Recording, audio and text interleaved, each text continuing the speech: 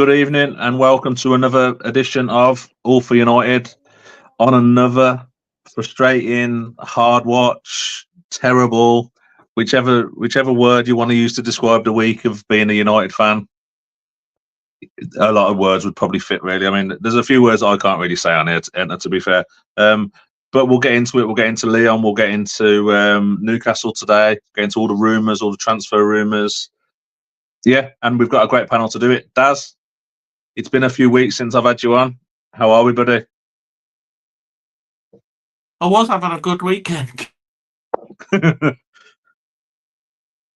Got away at doing that. I absolutely hate this on a Sunday. You have a good weekend and you just know United's going to ruin it, don't you? Yeah, it's a bit of a kick in the bollocks, isn't it? After you've had a good weekend. Ben, how are we doing? It's as if they're trying to. It's just as if they're trying to do it on purpose as well now, isn't it?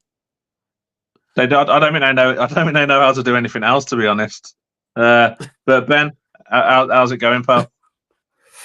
I'm really well. I was a little bit under the weather anyway. I'm on the Lemsips, but I think today's just made it even worse, to be honest. You're on the hard stuff. You're on the Lemsips. Daz is on the water. Yeah. You're on the Lemsips. You know, it could be a long show. But yeah, we'll go back to the Europa League. We'll go back to Thursday. How did you think we played, Daz? Just a general performance of the game. How did you think we played on Thursday?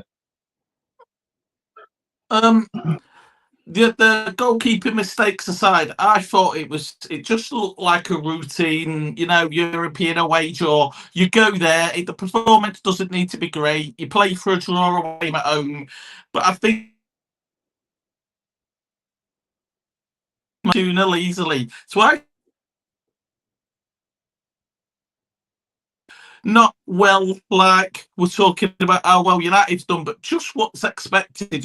Going to France in the Europa League Thursday night, it's always tricky, especially when you're missing 4 or 5 players from the squad, bad form. But I thought, as a whole, we did all right. Yeah, I'd tend to agree with you. I mean, Ben, I'll pose you the same question. We'll get onto the goalkeeping. We'll get onto the strikers. We'll get onto the goals. How did you think as just an all-round performance? As Daz says, away from home in Europe, always tricky. Going away to France is never easy. How did you think we did, just as a general sort of performance? Yeah, I mean, it wasn't anything to kind of write home about, but also, barring what we're probably going to talk about, I don't think the rest of the outfield performance was bad in any way. I think we looked fairly solid. I don't know whether that's down to the fact that Lyon actually aren't that good. But yeah, I felt like we contained them all right. We competed physically. But obviously there was bits that we're going to get onto. Would you have both took a draw beforehand? I'll come to you, Daz, first with this one. Would you have took a draw away beforehand? Would you have said that was a decent result beforehand? Yeah, I always think a draw, stages of the Champions League, is a good home tie. Yeah, I'd agree. I think possibly you said the same. Did you last Sunday, Ben? I can't remember. I think you may have said a draw last Sunday in your prediction on here. That felt like a good result beforehand, like going away to France and getting a draw. Would you agree with that? Yeah, and I think the just the state of play that always has been a good result. Even 10, 20 years ago, if you went away and you drew, you're fairly happy with that because there's a feeling that if you come back to Old Trafford and you level, you win at Old Trafford, you're fine. Probably not going to be that simple, but it felt like a good result. Yeah, so I'd agree. I mean, I think I said in my predictions on sort of TikTok and that, I think I said a draw is a positive result, and you grab a draw, you get it back to Old Trafford. But the way the game panned out, as you both said, we played well, played some nice stuff. We got to get to Onana, haven't we, for Lyon's first goal. He's got to do better there, hasn't he? It's such a soft goal, isn't it, to give Lyon? Whilst we're playing well as well, it's a little bit of a kick in the teeth.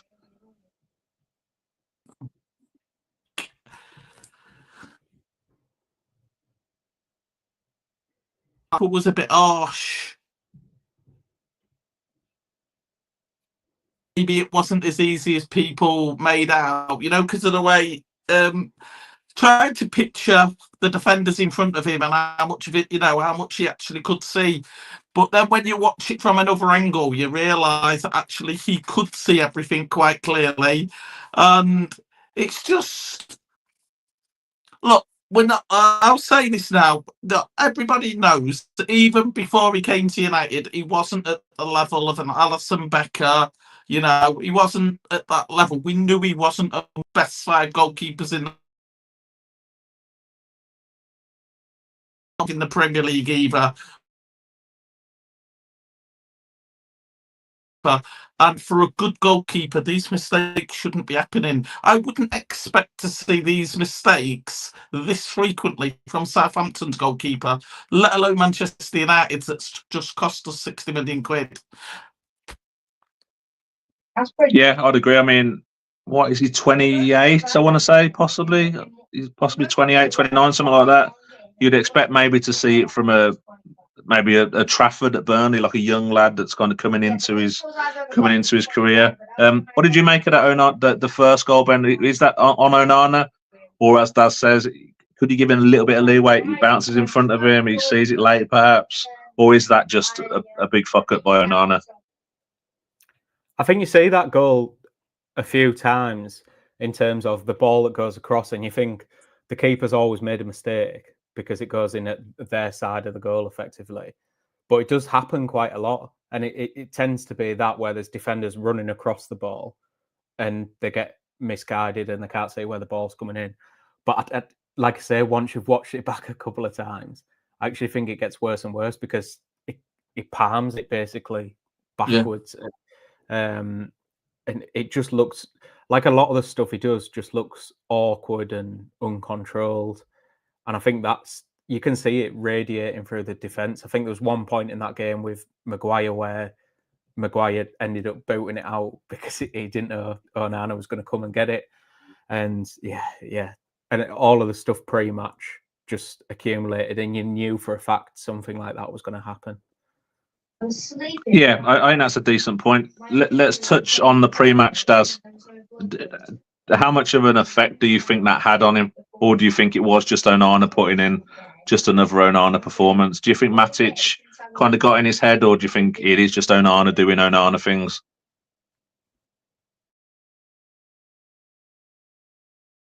Watches football, him,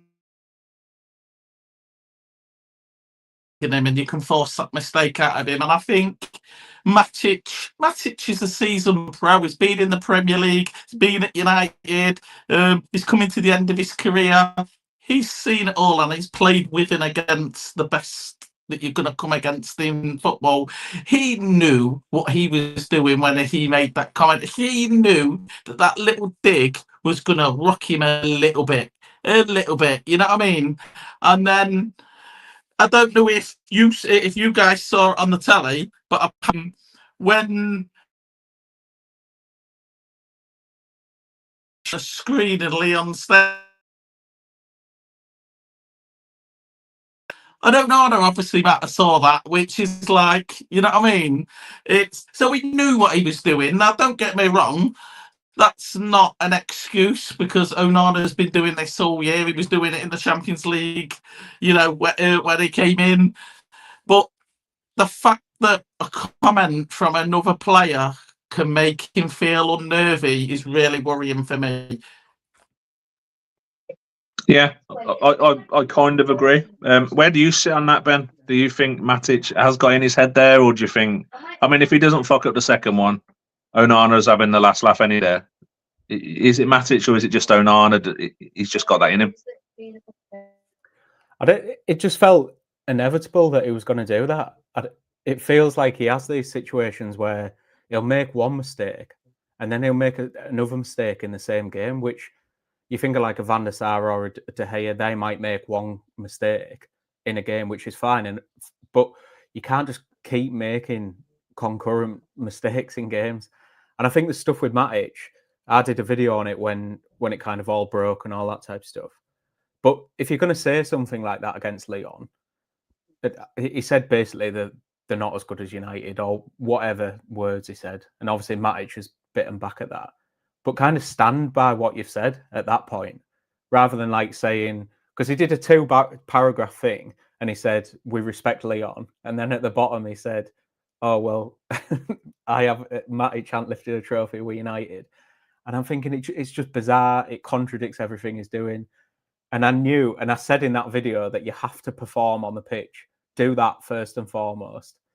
And you just know something's going to happen along them lines. Yeah, I agree. I think it was inevitable. NC, nice to have you back. I haven't seen you for a while. He says, I think it's just Onana, to be honest. It's not the first time he's done it, especially in Europe. I mean, if we all sort of cast our eyes back to last season in the Champions League, was it Galatasaray? We were winning very comfortably away. That's the strange thing. That's the strange thing, because if you actually look at all his errors leading to goals, the vast majority of them, I mean, I don't know the exact figures, but I bet you at least 90% of them are in Europe. He's actually not that error prone in the Premier League, not as compared to as he is in Europe, which asks the question, what is it about European football that makes him so unnervy, so these errors? Because he is. Yeah, I mean, is it? I would say, is it the pressure of Europe? I don't know. I mean, yeah, I don't know. Most of the time, he's making mistakes. To me, is when United are in a good place, like when we're performing well, and the pressure should be a little bit off. As I say, especially last season against Galatasaray, I'm sure we were 2-0 up, or we were in a very comfortable position, and he lets in some very soft free kicks. And that was kind of like a recurring theme, wasn't it, in the Champions League last year? And it ended up costing us because we were playing well. I mean, we'll come on to the second goal. But Lenny Yoro, Ben, he equalises just before half time. For me, I thought he was probably our man of the match on Thursday. I thought he was very good. And it feels like a little bit of a snowball with Yoro at the moment. Like he putting in good performance after good performance. I thought he was decent again today, to be honest. Yeah, talk to me about Yoro. What do you think? Yeah, I've always liked Yoro. I think he's got kind of all of the abilities that you need from a centre half.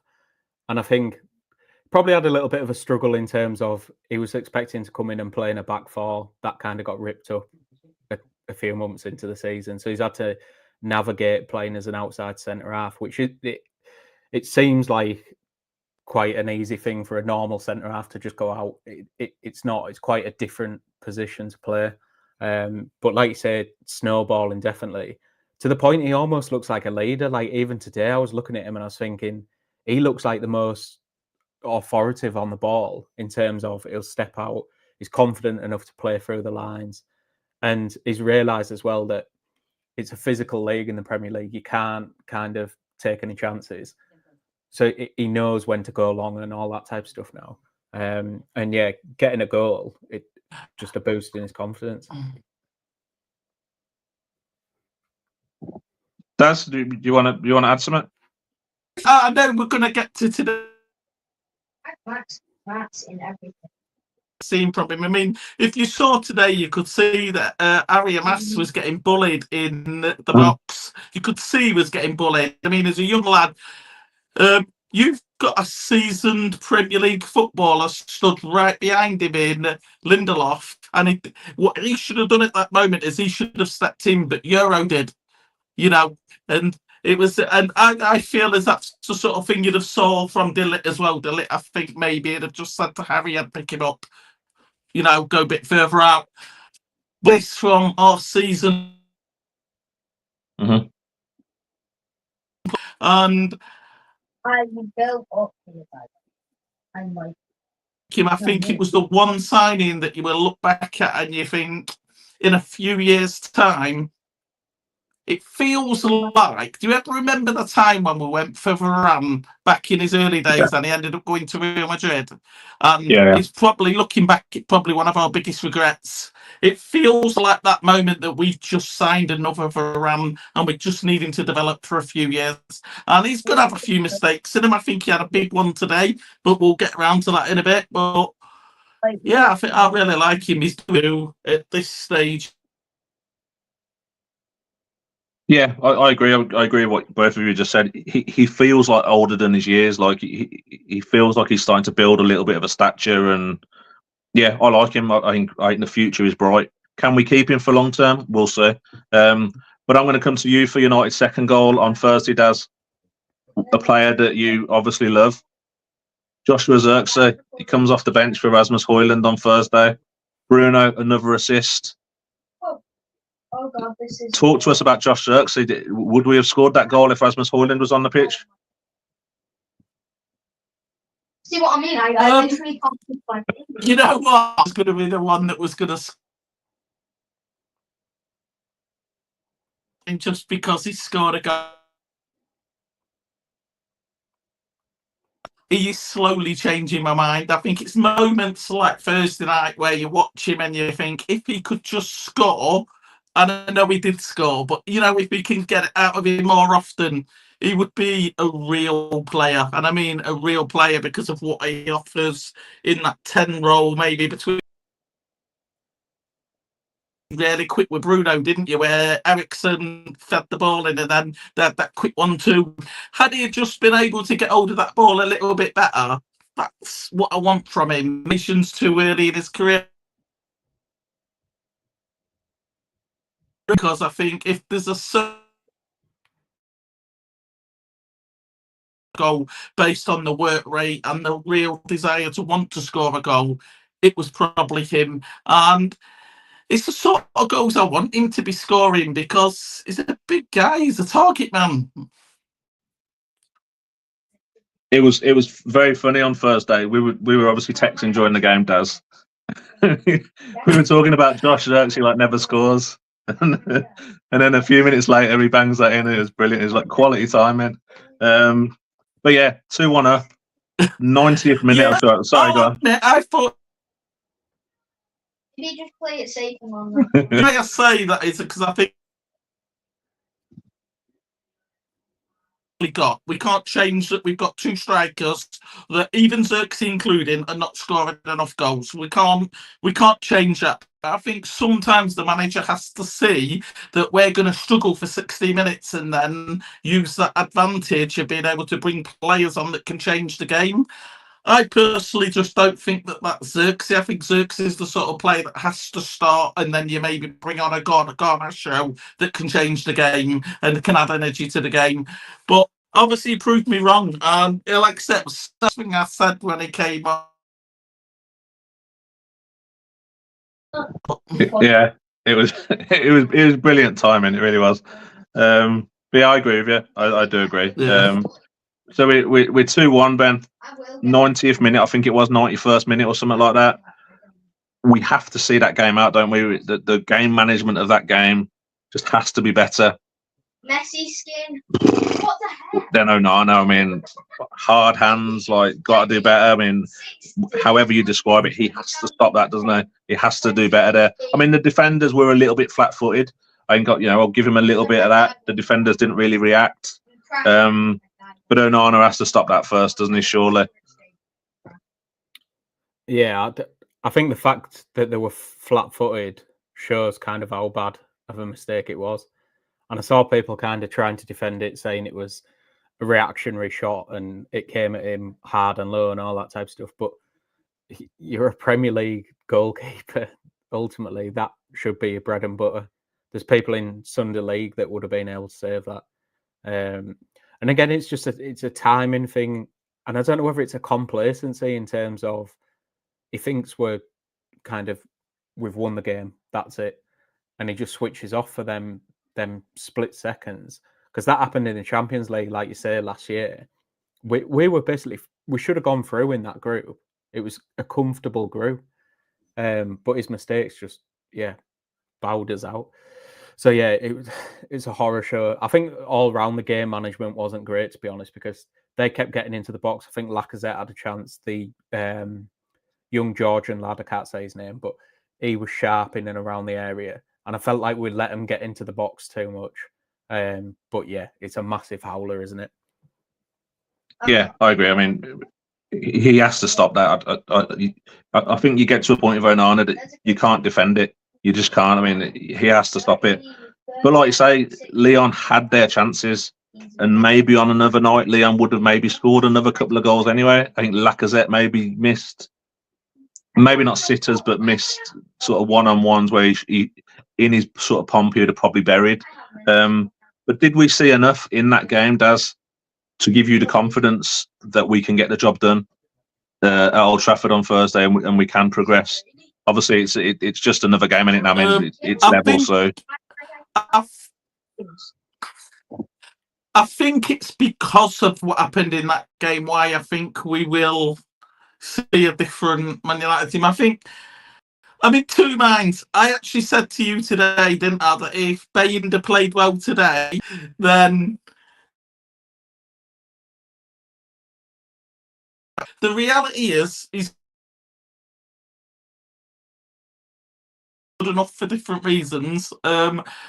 But I hope that he puts Onana back in. And I know a lot of United fans will crucify with. The reality is, if we're going to win the Europa League, and I still think we can win it, and I still think we will win it, you've got to rely on him as a goalkeeper. We can't throw him out until the summer at least. We've got to rely on him now, which means we have to find a way at giving him confidence. So maybe saying, have the week off, no pressure. Maybe then seeing Bayinda make a mistake today, it might not just be. I think the confidence of them after such a poor game on Thursday, I think will lift his confidence a little bit. And I've got a feeling it will be a very routine game for him, a very safe game. I think we learned a lot today, and I think the manager will go back to what I'd like to think is his strongest team right now. I don't think we're going to see a Harry Amass in the team. I think, it'll be very much Dorgo, Delo, what we've seen as our normal team. And yeah, I think we will play it a lot safer. We'll be the better team. We would have won on Thursday, and we are a better team. And I think if we can get through the game error-free, I think we will win that game on Thursday. And I think it will. I think it'll be like a 2-0 win as well. Yeah, let's hope so. Let's hope it is as straightforward. Would you go along with that, Ben? Do you think you saw enough on Thursday that? I mean, will it be a straightforward game? I don't know if United do that at the moment, but do you think we've seen enough that we'll get over the line on Thursday? I just don't know at this point. It seems beyond kind of any advice to kind of say that we're going to do that. I don't think they're that good, to be honest. I think defensively, if we had anything about us, even if we'd have had a Rashford in the team, I feel like we'd have scored a few more the other night. And that's not to bring back the Rashford point, but just a quality attacker. And I feel like Old Trafford, you should be able to say we'll get. My only worry is with Onana coming back in, if they start building up a head of steam and 10, 15 minutes in and we concede a goal or something like that, that really puts us kind of on the back burner. But yeah, like Dad says, I think he might come in and just play as safe as he possibly can. And yeah, hopefully we'll get through. Yeah. I think the biggest challenge for Thursday night is how we're going to cope without Xerxes in the team. Because you're missing, obviously, Rashford, Anthony that are out on loan. You've got no Ahmed. I know Mason Mount's back from injury, but even if you was to start a Hoyland up top, a Garnacho and a Mason Mount in your 10s, who do you bring on at 60 minutes if it's not working? Who do you bring on at 60 minutes if you can't bring a Xerxes was to a 10. Literally zero options unless they're going to take a punt with an academy player and just throw that in the mix. Yeah, I mean, yeah. I think we are just down to the bare bones. Obi can't play, can he, in Europe? So, yeah, would it be a bit far-fetched to just throw someone in? I think possibly. This question from Simon, Ben, I think it kind of goes hand in hand a little bit with the Europa League, because it is obviously financially, it's pretty big, isn't it, for United that we win the Europa League going into next season, obviously Champions League. Do you worry about us sort of with sustainability and FFP and all that sort of stuff? Do you worry about us financially in the summer? If we don't win the Europa League, do you think we'll be able to do what we want in the market? Not what we want in the market, what they're looking to do in the market. Do you think we'll be able to do that without winning the Europa League, or do you think Thursday's match and the Europa League is that important to the future of United, however extreme that sounds? I think it's probably vitally important for Amarin's future, if anything, because this season, this summer feels like the one since Sir Alex that we have to get everything right. And if we get even one position wrong, if we're still in 10th place next season, Amarin's not going to survive. And then you're in a massive cycle yet again. I mean, the actual question, how do we progress with sustainability? I saw Simon comment, get rid of the Glazers. That would be wonderful. I think what Ineos are doing is right in terms of getting us on the right tracks, in terms of signing player on cheaper contracts, signing younger players, and then you're going to get the profit when you sell some of these players on. And obviously the cost cutting, which has gone down not very well with some of the fans, but ultimately United's turnover has never been the issue. It's been the expenditure. We're not going to get rid of the loan repayments for the Glazers, so you have to cut out everywhere else you can. I don't think we'll ever see a Casemiro signing under Ineos. I don't think we'll see a Ronaldo coming back type of signing. It's going to be these young players on the first, second contracts who are coming in on 30, 40 grand a week, which ultimately you can build a decent squad with that, but you also have to go out and just get, say, like Acuna this summer. He might be the one marquee where you pay him 200 grand a week, but then the rest of your signings are on 50, 60, 70 grand a week. And you can quickly turn that in a couple of years into a decent situation. So do you think we'll stick with you, Ben, just for a second. Do you think Cunha happens with or without Champions League? Do you think we have the finances, the money to pull that off even without Champions League? I think they're talking about sort of 65 mil, aren't they?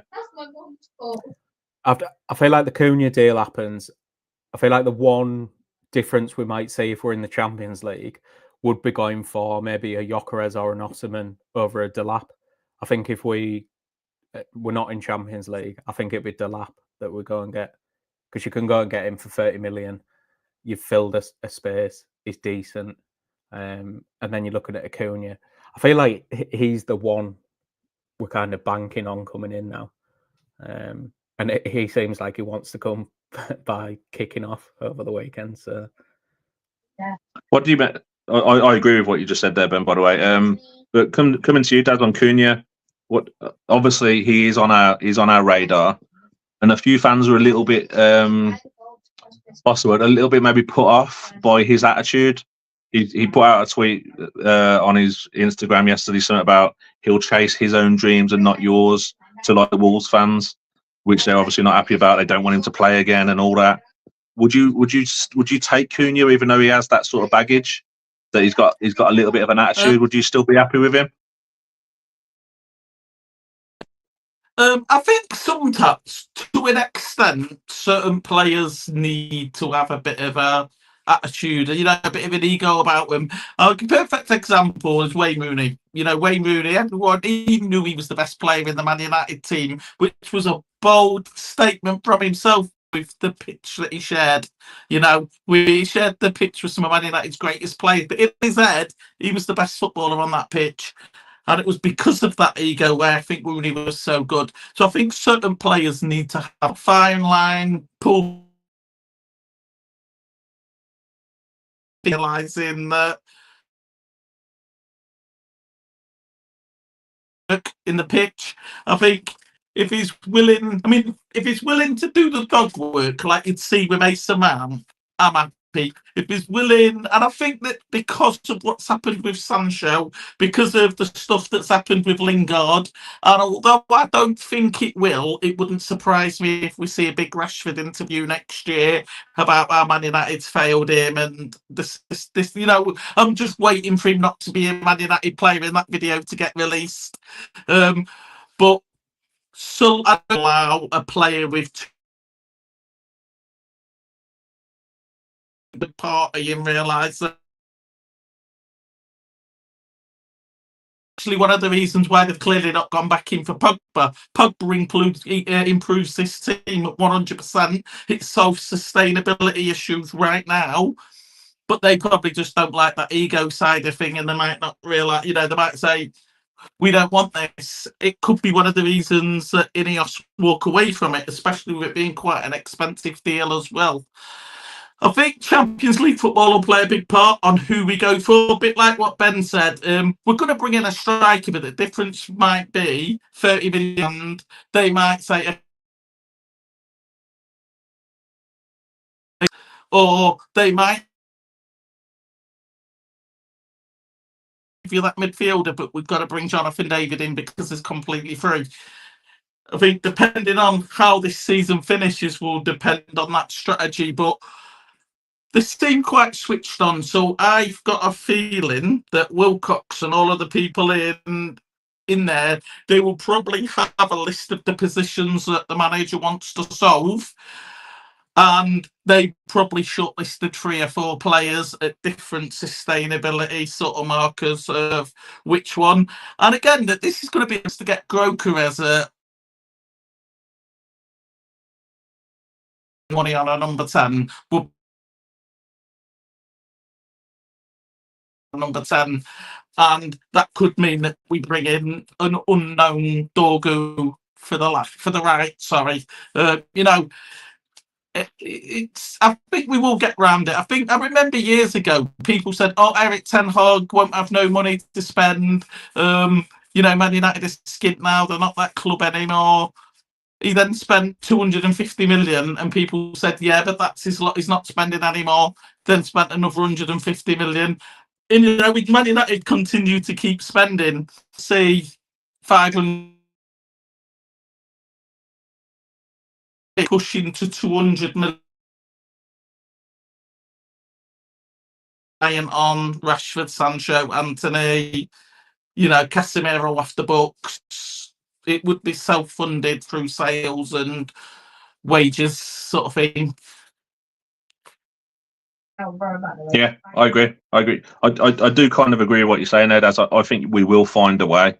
Whether it will be this sort of like big sort of marquee players, I do think we will find a way to fill quite a few We spots. just always do, don't we?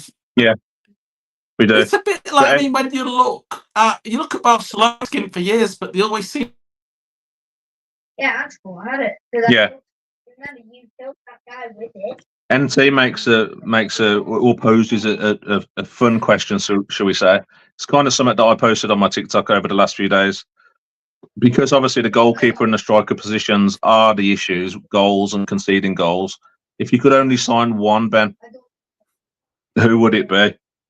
You can't have a goalkeeper and a striker. You can only sign one. If we've only got like a pot of money for one player this summer, which position do you think is more of a priority to solve? I feel like a bad goalkeeper, it becomes the priority. For me, that's the number one position. You can't have any. I said on a video I did the other day, I think you could go out and replace Onana for 10, 15 million currently.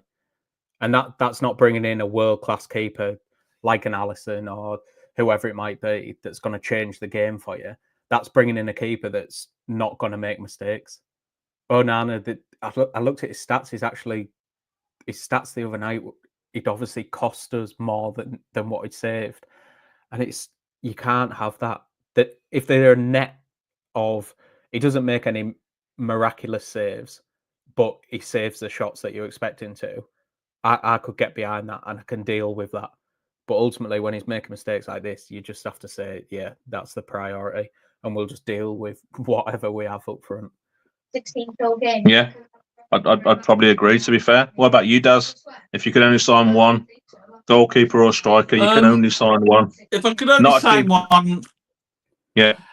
for me, it'd be the goalkeeper. I think Man United, there's ways at finding goals. You know, bringing an Obi Martin through. You know, bringing another youth player through, and you know, moving things around a little bit on the pitch to maybe get the most out of Bruno, the most out of Man. There's data analysis find goals. I mean, we scored, gifting them 2 goals. You know, gifted a lead away, gifted a goal, and problem is once you gift 1 goal away, that I mean, I actually said to you, didn't I, the other night after he gave the first goal away, Harry Maguire looks really, really insecure being in front of him, which I thought was going to cause a mistake out of Harry Maguire. So if the goalkeeper's not stable, it will unsettle that back line completely, because they will then start doing stuff that maybe is not natural. They might not want to pass back to Wood. He'll make a mistake. I was, you know, he was making mistakes, but then mistakes was because he didn't want to pass it back to the goalkeeper. So I would solve the goalkeeper first. I think it's a priority, but I think the reality is Man United may have to sacrifice a Gyökeres or an Osimhen and maybe just bring in, just to give you 2 examples, a Delap and a Pickford to stabilise both positions at a minimal level, and then let's get 18 months down the line and make the Pickford, hasn't developed in that time. Yeah, not going backwards, but we might not get back in the top 4 for another year. That might be the only difference. But again, that's going to come down to Champions League football, of how much you can stretch in each position. Yeah, I'd agree. I think there are ways around it. I think it'd be quite interesting to see where the goalkeeper, where it ranks on the positions that he wants to address, because there is quite a few positions that we need, as we all know. It'd be quite interesting to see where that lies. Because obviously the media will have you believe now that we're after every goalkeeper, and this Onana's shit now, and it's not a new thing. Onana's been this for like 6 months. It's not new. So it'll be interesting to see where that lies with him. So we'll move on to today's game. Obviously, it was in the press. Bayindir was coming in for Onana, but they dropped a nice little nugget, a nice little surprise. Harry Amas got obviously his first Premier League start. Talk to me about how you thought he did, Ben. Played an hour. I love his physique. He looks, I think the commentator maybe even said that he looks like a younger Luke Shaw. He's got that sort of physique. He's really well built lad. I thought he did quite well for an hour, to be honest. Yeah, he did. I don't think there's any question marks over his technical ability. I think the question from inside the club has always been the physical, because he is quite stocky, but he's also short. So you saw him a couple of times today get bullied. And obviously, I've done a video on the incident with Shah and what went on with that in the box. But you could just see that he was still getting manhandled by Shah. If he wanted to, he could have just picked him up by his collar, basically. But in terms of what he did well, I feel like he was tidy on the ball. He recycled the ball quite well. We didn't get to see him in the final third, really. He went on like one kind of mazy run where he showed his kind of technical ability. And then defensively, he stuck at it. I think you've got to think as well, he had Yoro on his side, who we're saying is a good player, but that's not a Rio Ferdinand or a Vidic behind him. So that's quite a young and experienced side of the pitch, really. And I thought both of them, to be honest, just did decent. But yeah, obviously he probably went off at a good time, because I think if it had gone to 4-1 when he was on the pitch, you probably takes his performance down a little bit. Yeah, I'd agree. Obviously, Dorgu came on for him, Daz. So we obviously see Dorgu as, we see him as our sort of left back, don't we? Now he's the guy that's, if we're picking our starting 11 when everyone's fit, it's probably going to be Dorgu at wing back on the left. I thought Amas actually played better than Dorgu. I don't know if that was Newcastle had kind of come into their own a little bit by that point that he'd come on, and we were under the cosh a bit more. I don't know. How did you see Amas's first Premier League start? How did you think he did? I agree with everything you and Ben just said, but before we came on the live tonight, I watched a video from another content creator, and he hit the nail on the head. He turned around because he does not look out of place in this Manchester United team. He looks like he should be starting, but he isn't. He's not good enough to be started. He shouldn't be anywhere near the bench, let alone, he's an academy player that's even there throughout the season for 60 minutes. And that's a compliment to Harry and Chad.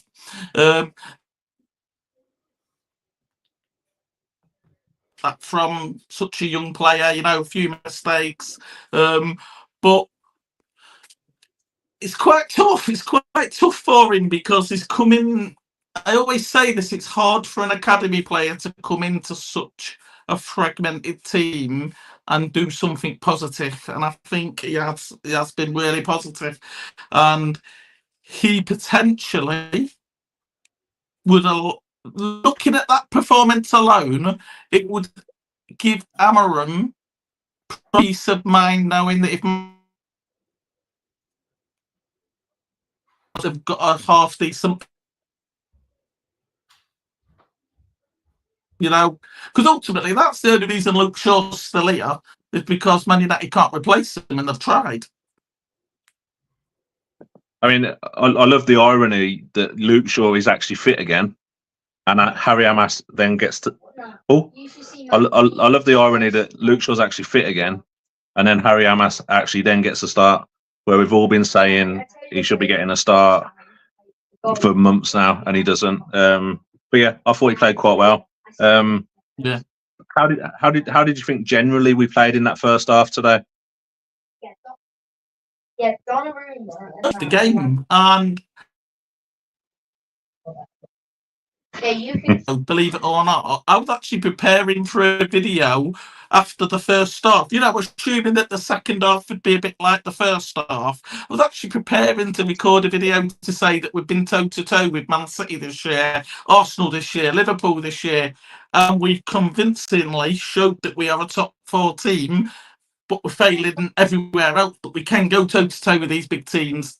And that first half was no different. We was going toe-to-toe with Newcastle. Yeah, they look like the better team, but obviously we're in the league, I think, now. Obviously, they've just won the of high moral, and they just look really good team. But we went 50-50 with them in the first half. They scored a goal. We responded to it quite well. It just fell apart, didn't it? It's as if something happened at half time. I mean, people say Newcastle stepped up a gear. I think we stepped down a few. I will remember. Yeah, I don't disagree. We will get to the second half, though. There's plenty of talking points in that second half. But Ben, welcome back, by the way. So we're obviously all United fans, but we're football fans as well, aren't we? I think we can all agree that Newcastle goal, that first Newcastle goal, that was a nice goal, wasn't it? I mean, we can agree that was a lovely finish. Does that just make you think what United need, like that sort of striker, that sort of the runs from the midfield? It was almost like classic United, weren't it? Just like wave and wave after attack, and it's I look at Isak and I think, man, he's good. If we could pick someone like that up for like 20 million or something, fuck me, it would be. I think we'd be such a better team. He's so good, any Isak. It's going to sound mad, but he's kind of Xerxes, but he scores goals. as mad as it sounds. He's probably one of the best. He's top 3, 4 in the world at the minute. I don't know if he'll be at Newcastle long term, but obviously whilst they've got him, it just makes that team like a different level of threat. I think if he comes out of that team, you probably see Newcastle kind of dip a little bit. That's not to say they're not a good side, but I think he just adds that little bit of spice up front, to be honest.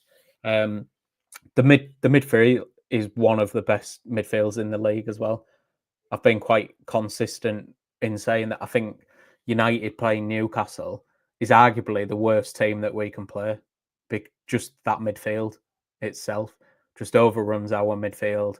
They've got no issues. Joe Linton can run around and smash everyone. Tonali and Bruno just so good on the ball that you can't get any foothold in the game. And I think as soon as you see Eriksen on the team sheet and you see Bruno's brilliant, but he's not going to compete in that way. And Agate can't even compete against them. You're just asking for trouble. Yeah, I mean, we'll stick with Ben on this one. Did Eriksen play in that Old Trafford game? Do you remember when they absolutely dominated us and they just walked through that midfield? I could have swore I had the same feeling. It was like deja vu today when I saw Eriksen in that midfield again.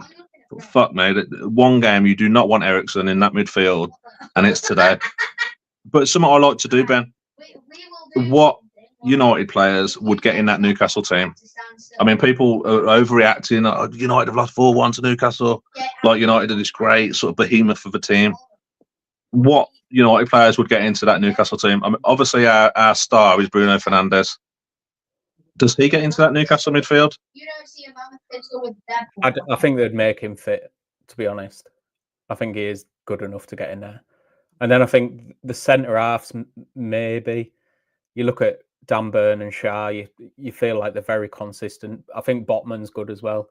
But a Delit, a Yoro, you could argue. Outside that, no one, to be honest.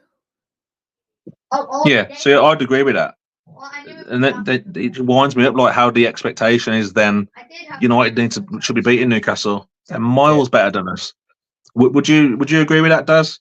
That very few of these United players get into that Newcastle team? I absolutely disagree, and I think I disagree because I think you've got to look at the players leaving Man United. You look at Antony right now. Antony gets into every single La Liga team except for Real Madrid and Barcelona. Absolutely every La Liga team, based on what we're currently seeing from him. I know La Liga is a different league, but you're in that La Liga. It's going to win the Ballon d'Or. Get into every other team. Marcus Rashford looks okay. He doesn't look like the 30-goal-a-year striker winger that we had, but he looks more than capable of being able to play in any single, team in the Premier League, maybe other than Liverpool, Man City, maybe other than them two. Again, Scott McTominay, there was that, you see Scott McTominay leaving this team and looking like one of the best number 10s in Europe. And he is looking like, and we did see it was one of my, I think Manchester United are the system. I just think it's all chaotic at the minute. And I actually said this in a video, it's not good enough from the manager, the board, everyone. That doesn't mean that, the manager can be good enough in a year. Just talking about here and now, I think Mazraoui would get into every single team in the Premier League. 100%. I think Matheus de Ligt is a top 5 Premier League defender. I think Lisandro Martinez is a top 5, top 6 Premier League there. I think fully fit, Luke Shaw is still the best. Fully fit. And based on the Luke Shaw,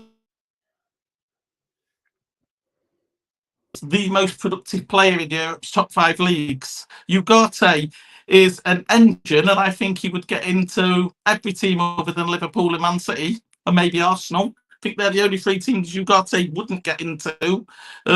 You know, I think Man United's issue is the front four players for me.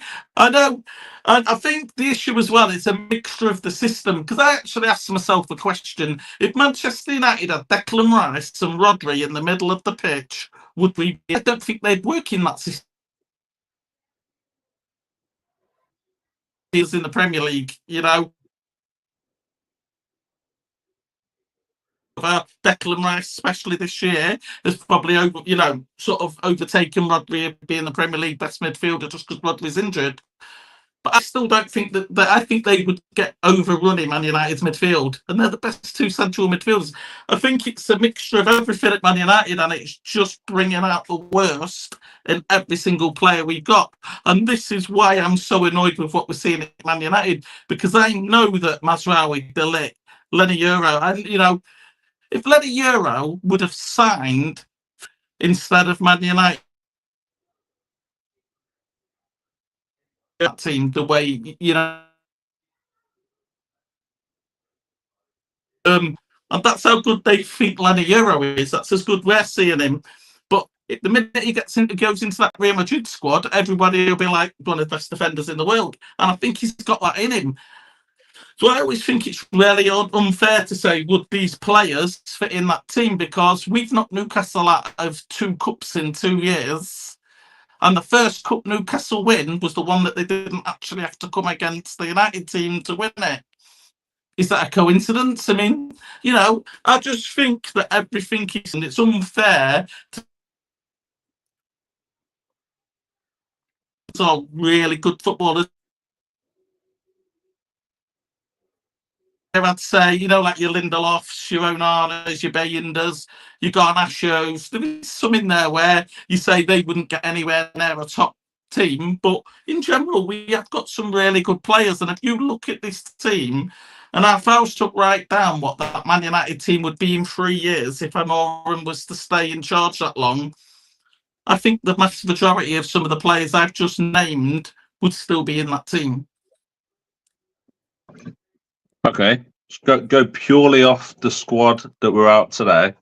Would you rather have the United midfield or the Newcastle midfield?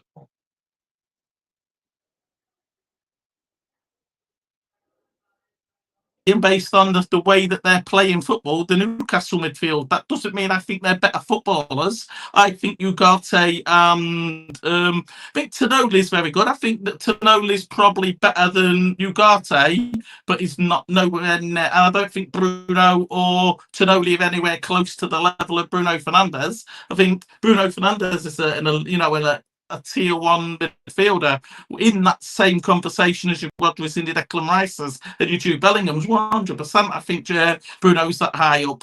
Tonoli are close. I think we've got one mid, and they've got 2 midfielders that are a little bit better than Ugarte. I just think they play in a better system that suits them. I'm not slagging the manager off when I say that, because obviously he's had no summer. There'll be tweaks in there that, like bringing in a Dorgu would just change and improve a little bit. You do that in 4 or 5 positions and, everything improves massively. But I don't think these are bad footballers, and I think these footballers will continue to leave Manchester United and look better elsewhere. And in United, players are really good footballers. Really, really good footballers. Yeah, I don't disagree. I don't disagree. We have got some very good footballers. Whether it is a confidence thing, like I say, whether it's a system thing, I think it's probably a mixture of a lot of things, really. But we'll go on. We'll move on to the second half. I thought we fared okay in the first half. I think we've kind of covered that. In the second half, to me, Ben, it felt like Newcastle. What Daz says, like Newcastle stepped up a gear. United didn't really come out for the second half, and that all being sort of grouped together, Newcastle kind of ran riot over us, didn't they? Really. But we'll go through the goals, and however good Newcastle were, it really felt like we gave them 3 goals in that half. I mean, the first goal, well, Newcastle second, he absolutely nails Dalot on that right hand side. Like, what the fuck is Dalot doing there? That is a shocking bit of defending. And then he pumps it all the way across. They're all flat footed again, all asleep, all still in the dressing room, goes all the way to Murphy. And then he still has time to whap it all the way back. And it goes past the goalkeeper again. And then I can't even remember who it was that scored. Was it Barnes? Was it possibly? Just taps it in. That is a shocking goal to give away, and it awful goal on so many levels. Yeah, we're seeing kind of this consistency of various mistakes in one goal. In terms of the Dalot decision, it looked like he thought he was going to go inside, but Livramento never really does that. He always kind of takes it down the line. Yeah, and it looked like he almost steps like a foot or two inside, which was just bizarre. And then like you say, for it to go all the way across the goal and then come back in, it's just it's like a lack of concentration. But it was kind of, I know we spoke about the first goal, but that was kind of similar in terms of Amas didn't get out to his man early enough, which I think is just a system thing. But there's so much more time after that to kind of correct the position and get back into your shape. But it just feels like if anyone gets in anywhere, regardless of what happens, it's going to end up in a chance. And you see it quite a bit. It's bobbling around in the box, or it's getting flashed across the goal. You're invariably going to concede goals if you keep playing like that. Yeah, I agree, 100%. And on that, we'll stick with you, Ben. We'll stay with you on this one. Newcastle's third. Mazraoui slips, shall we say? Does he get dispossessed? Does he slip? Does he just fuck up? But there's still time after that. There's still time for someone to take one for the team, for someone to put a tackle in, get a little bit closer to Barnes, make it a little bit more difficult. But it's like the seas part. It's like he was fucking Moses for like a second. The seas just parted, and it was just like, yeah, go on, you have a shot if you want. It's just really poor. Am I being harsh there? I don't know. No, I thought it was put. Obviously, Mazraoui, I can't really criticise him too much because I think he's probably been one of our better players. But he does that quite a bit where he'll come inside, and I used to play fullback, so coming inside on your foot towards the attacking player, it's never really a good idea because if you slip, you're done. You're out of the game. He's done that. But then, like you say, I feel like if De Ligt was there today, or maybe even a Maguire, they're just smashing Harvey Barnes. He's getting nowhere. They're getting a yellow card. But Lindelof kind of, I don't know, he just didn't really do much. And then Euro, I think he felt Lindelof was going to do something, so he didn't come across fully. It was just, it's unbelievable to watch it. It reminded me a little bit of the Elanga goal against Forest. Yeah. Where he was through, and it felt like the player was expecting the other player to do something, and then neither of them did anything, and we've conceded. But we'll come to you, Daz, for the fourth. Bayindir, what is he doing there? I mean, I think we spoke about it in text messages. In my opinion, for Bayindir to be picked today, if he has a good game, he probably gets picked on Thursday. It's his spot to hold on to it. That's his sort of position to hold on to until he fucks up again. And him doing that, for me, gives Amarin a bit of a freebie because he's saying, well, actually, both my keepers are a bit shit. But Onana is probably better at more things than Bayindir is. So it kind of gives Amarin a little bit of a free hit on Thursday to say, well, I'm going to put Onana in anyway. I think he would have done anyway. Yeah. But it felt like a missed opportunity for Bayindir today. I thought it was a little bit sloppy in certain occasions. Why is he trying to cross a ball over the tallest man on the fucking pitch? Well, maybe not the tallest, Dan Burns on there, but Joe Linton's a fucking tall guy in there. Why is he trying to dink it over him? Like, play the simple pass, square it to someone. If you don't have that in your locker, what the fuck are you doing? Just play it simple. But for me, he threw that chance away by doing that for me. Yeah. It's where he did similar stuff. punished for every single one. And obviously he finally got punished. I think that he had a massive load of pressure coming into the game. You know, he knows he's ultimately starting because the number one goalkeeper at the club has just made 2 howlers and you're starting. So in his brain, he must be there like, don't fuck up, don't fuck up, don't fuck up. And that pressure just gets on top of you. And I always say, if you're really good at something, and I think Liverpool fans more than anyone would be able to say this about Alisson Becker, you can accept that every so often you're going to make a howl with a goal, but you will. That's where we slipped because he very rarely makes a mistake, so he's allowed one. But you're not allowed to keep doing this. So I just think it was. I mean, there was actually a clip today, I don't know if you guys recognised it, where they zoomed into the Manchester United goalkeeping coach on the bench. And I think it was straight after. Yeah, did you see it? And I'm like, does he take any of this responsibility? Yeah, no, Onana was making mistakes before he came in. I get that. So I'm not going to blame the goalkeeping coach for all of it. But sure. Mistakes and Bayern was going to start all week. They'll just be like, say, waiting for a little time in to say his house has been robbed or, you know, this has happened, just to officially say he's getting dropped. But I actually said to you, didn't I, that earlier in the week there was clips of Amorim working with the reserve goalkeepers, not Onana, which tells me that earlier in the week, I thought it might have been Heaton that it'd have gone for because it was Heaton that was in the main clip. But it's the goalkeeper's coach to make sure that he's making the right decisions at the right times, especially against a team like Spain. Does not played for him. I think he's going to get the blunt more than Onana because we're sick of seeing goalkeeping errors, and the goalkeeper that we brought in to stop him has made one.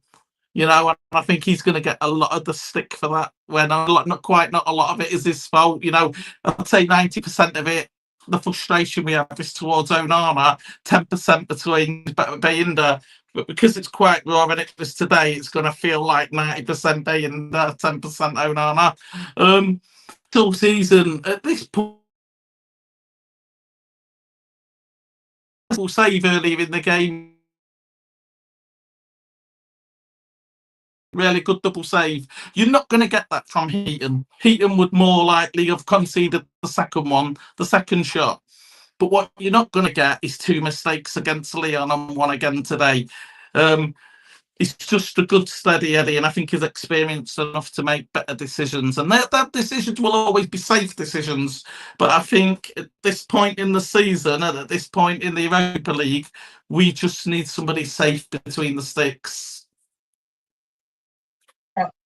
Yeah, I mean, the way it's going, we're going to have that 60-year-old fucking goalkeeping coach in the sticks, aren't we, at the end of the season? The way it's going, we're just going to literally like rattle through all of them. But yeah, he's probably the less shit of all of them. But yeah, I mean, I think the result I'm not hugely surprised about. I was a little bit disappointed with the way the goals went in, because it felt like the last sort of month or so that we've looked a little bit more solid. I don't know if it was just loads of changes, obviously a new goalkeeper, defenders get used to the normal goalkeeper, so it's, you know, so is it that much of an issue, Ben, that we lose in the league, given the fact that Lyon is really where it's at? I mean what was the stat I saw after the game? I think we're guaranteed now to get our lowest ever points tally in the Premier League. We could finish 17th potentially still. If we finish 17th and win the Europa League, where does that sit in your mind? How do you evaluate the season? It feels to me like the Premier League is really going to peter out for us now. Yeah, I think invariably it's going to, the further we go in the Europa, hopefully we get through on Thursday, the Premier League becomes kind of redundant. I think that Yeah. the thing I said before the game was kind of the performance. And I think if we'd have gone through similar to what we did in the first half and we'd have come out of it with a 2-1 loss or a 2-2 Yeah. draw, I could have sat there and thought, right, that's fine. Not overly fussed about dropping points. But the performance was all right. But like you say, the manner of the goals, keepers making mistakes. What wouldn't you want from the game today? You'd have said, right, we don't want anyone to get injured. Xerxes gone down injured. We don't want the keeper to make a mistake. The keeper's made a mistake. And you don't want to get battered before Thursday. And we've got battered. So literally everything that you don't want to happen. Because there is a thing called form and kind of building up your tempo in games and stuff like that. You can't just go on a Thursday and play brilliant and then turn up on a weekend and play terrible. That's not going to cut it, and you're not going to win the trophy doing that. So I think it's just that it's just eking out performances where you can. I'll stick with you, Ben, because you mentioned Xerxes. How big a miss do you think Xerxes will be in this run-in? Because it feels like he has become quite an important player for how Amorim wants to play, and he looks like he's settling in quite well since that. I think it was the home game against Newcastle, actually, weren't it? Where we had that big drama with him. But since then, he's really kicked on. I think he's looked a really good player. How big a miss do you think it will be? Yeah, I think it's massive. I thought it was probably up there with one of our better players today. Again, obviously the chance between him and Bruno was magic. And he's got that in his locker. We obviously want him to score more goals, get more assists and stuff like that. But I think just the system in general tends to fall down when Højlund's on the pitch. You see the ball get kind of played into him, it bounces off him, and we lose possession, whatever it might be. Whereas I think Xerxes gives you a little bit of reliance that he's actually going to hold on to the ball and bring. I think Garnacho looks better alongside Xerxes as well, which is quite important. But yeah, we're going to have to rely on Højlund or go with like a false nine, maybe a Bruno up top. It's a bit leaving it a bit short, but yeah, I think that would be a real kick in the bollocks to Højlund, wouldn't it? If we went with a false nine now Xerxes out. I won't come to you, Daz, about Xerxes. I'll come to you about something else. As I said, we're going to be guaranteed the lowest points tally ever. Could finish 17th, as me and you sort of discussed on text message earlier, but we could win the Europa League. Something that you kind of mentioned to me earlier about Amorim maybe being in trouble. Would you move Amorim on if that was where we finished? Do you think it's Amorim's fault that's what's happening? 100%. I think take response. I've allowed Marcus Rashford without bringing somebody else in. So the board have to take responsibility for that. The reality is, if you can't bring somebody else in, you can't afford both of them to leave. Regardless to how crap Marcus Rashford was or how crap Anthony is, you cannot afford to allow two players to leave the club without bringing someone into. The board have to take responsibility for that. Because ultimately that's now leaving him in a position where we might not win the Europa League, because Xerxes, I don't think Xerxes has a problem's going to be a miss. I think it's the options that it gives the manager, with moving players around to two positions. Responsibility for putting Ahmad and Xerxes, and he's got nothing, he can't do nothing with that. I think a manager has to have a bare minimum. You look at David Moyes. David Moyes took over an Everton team that is worse than Man United and was worse than Man United, but he's catapulted them above Manchester United. Now, David Moyes is a seasoned professional when it comes to the Premier League. All experience would play a big part. Experience that Amorim doesn't have. I give Amorim his credit for that. But we should have been doing more. Potentially finishing, I think realistically we could finish 17th, but I don't think Ten Hag would have us in that position. And I think Ineos are not stupid. They're going to be looking around Europe, and they're going to. I mean, I'm going to say it now, and I know we've had this conversation, but if Arsenal beat Real Madrid next week, which I think they will do, because the 3-0 up, in retrospect, there is heavily rumours that Carlo Ancelotti is getting the sacked after that game. They're not letting the season finish. He is getting sacked the night after the rumours. He's going to take the Real Madrid for it. If you've got Ancelotti sat on the shelf in the summer, that puts pressure on your manager, because Ancelotti, I think, could do bits at Man United. Is Premier League proven, is world class proven. I always think that a manager of Man United needs to have experience running a big club. You could argue Real Madrid are the biggest club in the world behind, with Man United. So we've got that pressure, the expectation of you have to win every game. And yeah, I know it's easy to do it, Real Madrid, but he has done it. He has done it in the Premier League as well. In the Europa League, and I know Jim Radcliffe said something in an interview. Do you remember the interview where they spoke about, did he make the right decision keeping Erik ten Hag after the FA Cup win? And he said, looking back, we made the wrong decision. That's evident. Maybe he looks at this and he maybe says, in the summer we finished 17th. The Europa League is a bit like winning the FA Cup last year. It's just papered over the cracks. It's the Man United are not. I mean, I might think. I'll assume because it's their.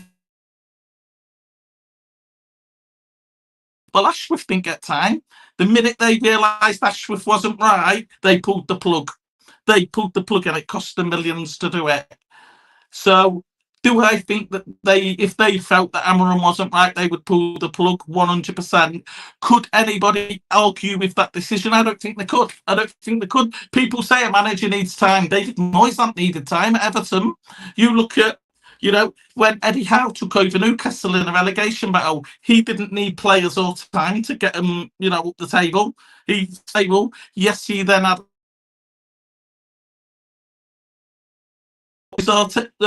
not.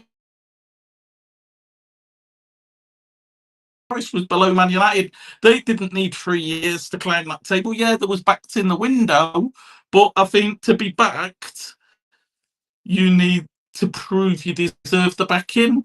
And although I genuinely believe Ruben Amorim would win the Premier League with Man United in 5 years, I genuinely believe he could win the title with Man United. I genuinely believe he's got the arrogance, the ruthlessness that Man United need. You add that to, like what Ben was saying earlier in the chat, with the way Ineos are now working with the way and the wages. I think we're going to. The issue with that approach is season, never really winning anything now, and it's always next season. A bit like this year with Arsenal, we just need a striker, and then next year Arsenal might get the striker, we just need a new goalkeeper. You know what I mean? You're always chasing next year when you're just buying young players, because you're waiting for them to develop. And I think he's in a lot of trouble. I genuinely think Ruben Amorim is in a lot of trouble. I think it makes no sense sacking him mid-season. Makes no sense. But I think if we was to go away against Lyon, I think he's getting the sack. One, even with the Europa League title, because of what 17th looks like to us as a football club. Even though we're not in a relegation battle, and thanks to the bottom three being so shit that we're not, even if we lost every single game, I still don't think that we get dragged into a relegation battle. But because you're 17th, you are in a relegation battle. You're one place above being relegated. I just think it's the whole image thing for the club, because that's when the Glazers step in. You've got to remember the Glazers are still the owner of the football. The share price. Ineos will what they want, but there will be limitations to how much Jim Ratcliffe can and can't do, and that could be how it then starts affecting the share price, how then it starts affecting this, that, and the other. And I think it's that could see him get the sack. That with some big names being available in the summer as well. Okay, that's a fair opinion. Ben, we'll let you sort of almost close the show out with your response to Daz saying Amorim may be getting the sack if we finish 17th. Oh my God, your foot's absolutely going right. It's very difficult to say that you shouldn't sack a manager who finishes 17th, but I don't think they will. I think next season, he's definitely going to get next season. He's definitely going to get a window. I just worry going into next season, if he doesn't start well, that again, we're going to be in a position where November, December time, you're looking at making a change then. We say quite a lot that we're going to have to be patient. It's going to take time to do this, this, and this. But I do also agree kind of with what Daz is saying in terms of you do have to get results, and it hasn't been good enough. You can't just turn around and say, oh, look, I won the Europa League, but I finished 17th. Because I think Ten Hag probably would have finished 10th this season if it had stayed.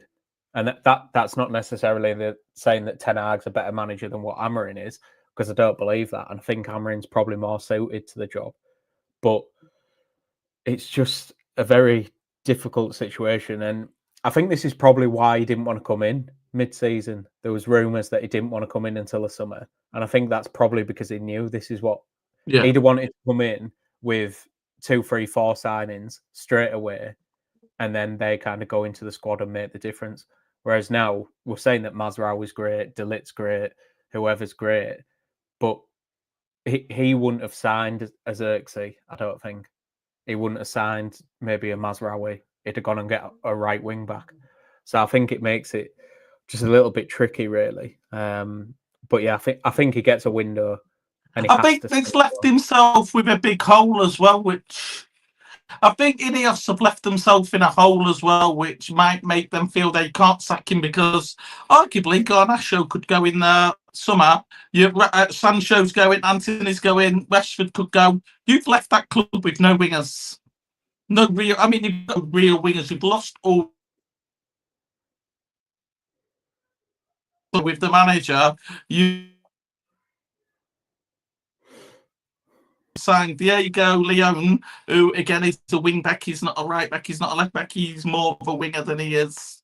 So he does to.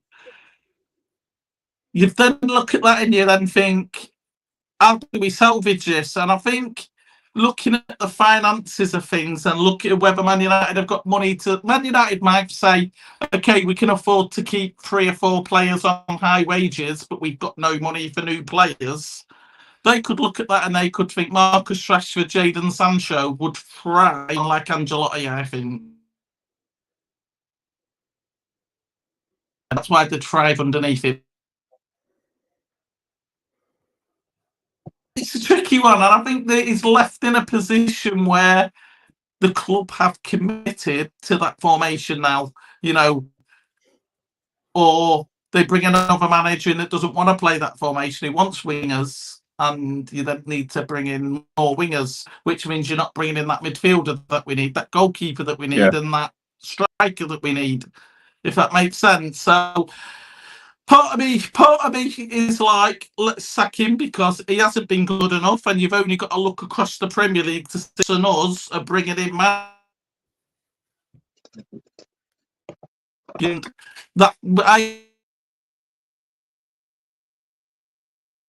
Ten Hag gets sacked. He didn't get sacked because he spent 500 million. The club spent a good chunk of that. I know it was his players, but why did he get sacked? He got sacked because he wasn't doing well enough. But he won 2 trophies in 2 years, guaranteed a trophy every year. In the 2 years, guaranteed us a trophy every year. And he finished in the top 10 in the Premier League. And I know that sounds really crap, and that's why he got the sack. So how could you honestly back a manager that has done worse than the manager that got? I mean, I know But what this year, and realise that actually Ruben Amorim isn't what we thought he is. We're still crap, even with a window. But by this point, you've now lost Sancho, Rashford, Garnacho. You know, you've lost all your big players. You're then left with a bottom half team and a board that are not willing to spend money because we're clearly at that limit now. And the only way to create more money is to get European football, which your team is no longer good enough. It's to really, really have a team full of big names, regardless to whether they've been performing for Man United or not. Big names under the right that could get us back into European football money that will allow us to replace them better. Yeah, I don't want, and I've come to the conclusion, I don't want the manager to be sacked, but I just feel as if he's making it impossible not to be sacked. Yeah, I understand your point of view. I think you're kind of driving down a bit of a dark alley if you're gonna boot managers after 6 months because they're not doing great. You're going to be in this constant cycle. I'd feel very uneasy as a club if we booted him before we'd given him a chance to invest a bit of money in players, and because as we said, this isn't Amorim's players. This is Ten Hag's players. This is players that the club brought. And as Ben's probably rightly said, he wouldn't have signed Mazraoui. He probably wouldn't have signed Xerxes. He'd have signed a totally different profile of player. So I think there is a little bit of a responsibility from the club to let him at least try. The issue will be, as like Ben says, if we start next season shit, we're going to have another Ten Hag situation on our hands where the fans are going to be baying for blood, and then by Christmas we're going to be looking for the next one. But let's hope we don't. I mean, I think that's why the Lyon game on Thursday. Go on. Really, I know that's where you are. Favorite colour. But if he did get sacked, could you honestly make a video arguing why it was a bad decision? Yeah, would you respect that Ineos have sacked him because of 17th in the Premier League, no trophies? No. I think we were going backwards with Ten Hag personally. Fair enough, we've had a fairly shit few months, but even with players that aren't his, you can see a progression. There is a progression there. We don't have any goals in the team, but we didn't under Ten Hag. We've got a goalkeeper that likes to throw balls in the back of his net. That's not Amorim's fault. He probably wouldn't have signed, as Ben says, he wouldn't have signed Xerxes. Probably wouldn't have signed Onana either. And that ain't his fault. I think you owe it to him to give him a chance. And I'd be amazed if the club would have put in all this work to get him, knowing that that's his system, by the way. You're signing him for that system and for what he's done. I'd be amazed if we put in all this work into the transfer window to identify targets just to say, oh, Ancelotti's about to get sacked by Madrid, let's give him some money. I'd be amazed and I'd be disappointed. And I think that would be massively wrong by the club. Because Ancelotti as well, however good he is, in a few years' time, we're going to have to find another manager again. Because he's either going to be dead or he's going to retire. Do you know what I mean? You might as well dig Fergie up and get him to come. You can't keep... My argument with Ancelotti is by far one of the best managers in world football. You could also he failed at Everton. Ancelotti did. He failed at Everton, and he's the reason Everton have been in the fucking mire for the last 5 years without a pot to piss in, because he was spending astronomical amounts of money that Everton didn't have. So as good as Ancelotti has done at the very top echelon of clubs, he was poor with Everton, and he managed that situation horrendously badly. Whereas, I mean, before we got Amorim, there was big clamour for Zidane and people like that. I just don't think people like Zidane, Ancelotti. I just don't think they'd be good with where United are at the moment, because they used to be in at the top of the table, and I don't think they'd be great. Whereas I think Amorim, he's young, he's got time on his side. As you say, he's got an arrogance, he's got a style he believes in. I think you put all that together, you give him a few little sort of trophies of his own, I actually think he'll get a song and dance out of these players. I don't think we're that far off. I think we're a few players off. You put goals in that team, and I think we climb that league. I really do. I don't think we're a million miles off. You put a Delap, you put a Cunha, you put a David, whoever. I don't think we're that far off, but we've got to get out of this cycle of just being in managers, because we'll never get out of it otherwise. We talk about keeping him then, and obviously we talk about Ineos being the driving force of the club now, but we know that the Glazers are still there. If the shirt sales, because of how shit we are at the minute, next season was to plummet to an all-time low, share price drops, sponsorships are a bit, we're not sure if we're going to renew. What stops the Glazers, because we know they have got form of saying Paul Pogba's going to sell us shorts, we're putting Paul Pogba in this team, whether you like it or not. Signing Paul Pogba, and you... Do you not think they'd have done that already? I mean, we talk about how Got blue thumb. would do this, but like I said, I think there is limitations to how much control they have, and I think that is going to be the share price, the sponsorship, the ticket sales, the shirt sales, the commercial side of the club. And I think if that drops, which I anticipate it would, I think the Glazers will do what the Glazers have always done, and they'll say Cavani will sell them shirts. Velkel will sell them shirts, and I think they'll bring in a big name just to sell them shirts. And again, I don't believe that's going to be the right decision. That's obviously going to Ollie effect, whether Stands there. The best. he did, and Ollie's progression went backwards because of Ronaldo. Someone like Ancelotti would just pick that player up and say, it'll work. It'll work. And I think the one thing I see with Ancelotti is, and I do get that he's probably only going to be a manager for 3-4 years tops, and then he might retire. But if he comes in with the money that we know we do spend, people always say Man United don't spend money. Well, last 10 years proved to you, Man United will always find a way of spending money. I think we'll be more savvy in the way that we spend it more than ever, but I think we will. And I think Ancelotti... Do not break the slot. The honest slot effect. Really good foundation, and just be a good manager at that club. And I think that was sort of what Klopp did for Liverpool, didn't he? He retired leaving a really good foundation that allows Arne Slot to come in and look like the manager of the year, but it's the team, not him. I just don't see Amarim being trusted with the fan base or the board long enough to build this team over 5 years, which I think it's going to take him.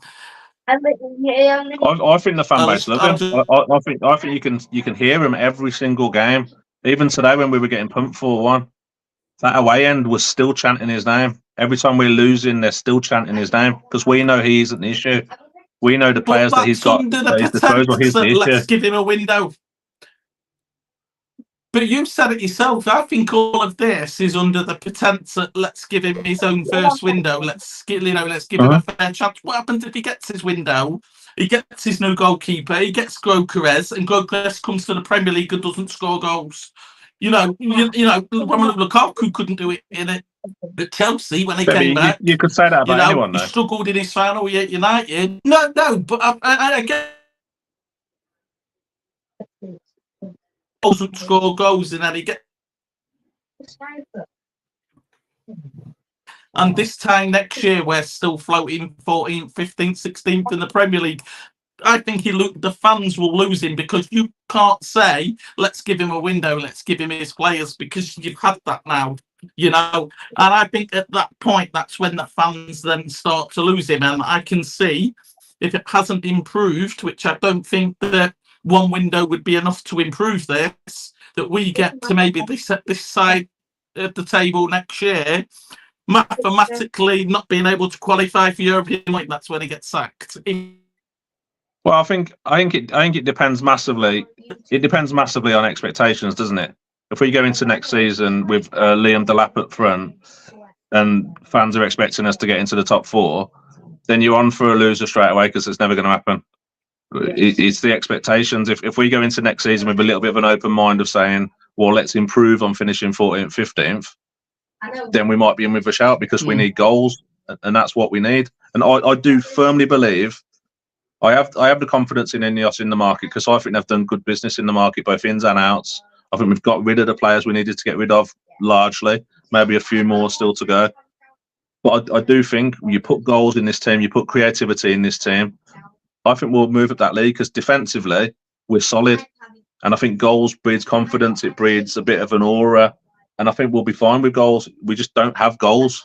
And I think as soon as he puts that right, I think we'll be sorted. So I get the striker, the number 9. So we bring in a goal scorer, a number 9 that can score goals. We then need another number 10. We need a number 10. Who you taking out of that team to put that number 10 in? Because I think if you say Ahmed, you're not starting, I think we then lose Ahmed. I think Ahmed would then force a move away from the club. Ahmad and Acuna, I would have as the 10s.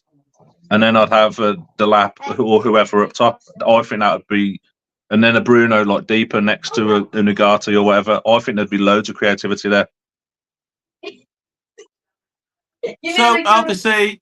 if you're bringing in a Cunha and an Ahmad, and an Ahmad as that options guy that you can put up top if it's not working, put as a number 10 if it's not working.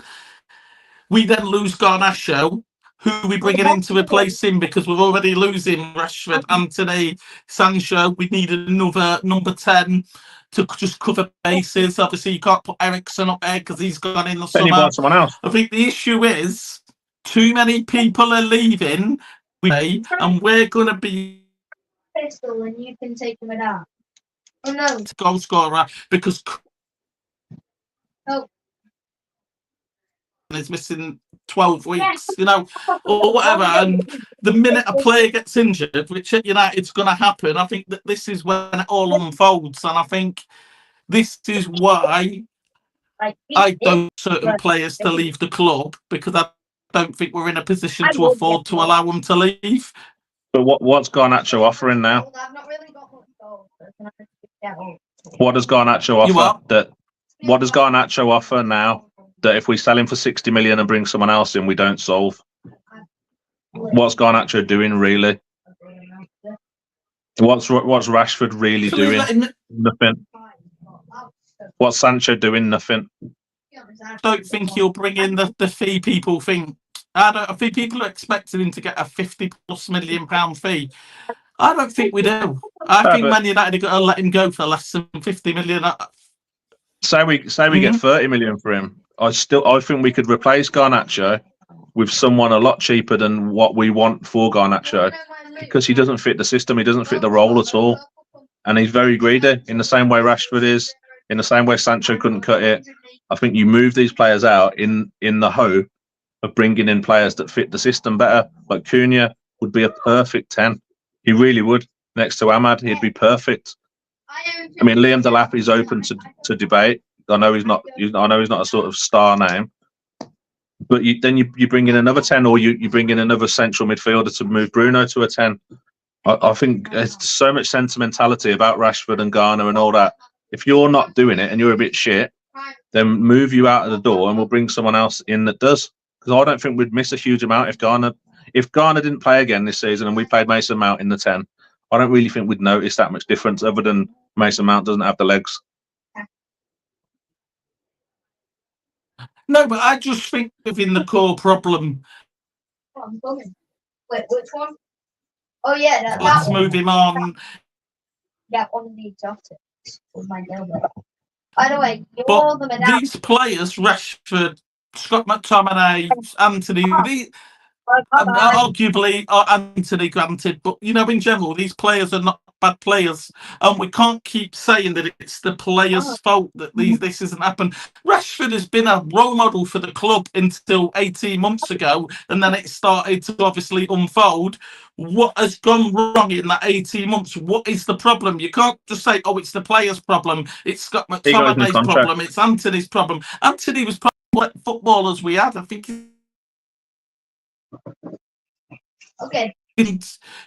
So oh yes, train. Because ultimately you're going to bring in Cunha, Gyökeres, the like whatever. What happens when they stop running? What happens when they stop giving 110%? Oh, the players are crap. Let's move them on. Well, why aren't we solving the problem? What is the problem? And I think if you solve that problem, you won't need to replace Marcus Rashford, because Marcus Rashford would easily fit into any. It's a bit like now, had he not have gone out on loan, he could have replaced Xerxes, and he'd have done bits. And problem. We're just saying that let's move him on. And the issue is we're going to see too many players leave this club and do well outside of Man United. But we need to solve that problem. If it's a pressure problem, well, how can we solve the pressure problem? If it's the too agitated by the media that happens with Man United, how do we solve that problem? And we need to solve that problem before we bring more players into it. Yeah, I don't disagree. I think you move out toxic players, and I think Rashford and Sancho were toxic players. So you move them out of the dressing room in the same way Pogba was when he was with us. You move him out, and you bring players in with better attitudes, and that's what I think they need to do. And you'd hope that they're identifying players that have that sort of attitude, that aren't joining us because of the massive transfer fee or the massive wage packet. But that's just having trust in who's running the club, isn't it, really? I mean, we could say anyone really. We could sign Ronaldo again, and you could be like, well, what? Maybe he won't score again. Maybe you will, maybe you won't. It's luck of the draw, isn't it, really? But for me, I'm very much hammering in, and I think we're going to leave it on that note. Yeah, been a slightly longer show than normal. Daz, where can we find your hammering out posters? Where can we find them? I'm over on TikTok. That's Stay Controversial. Lovely. Ben, where can we find you, bud? Yeah, TikTok. Ben Wilson 217. Ben on football.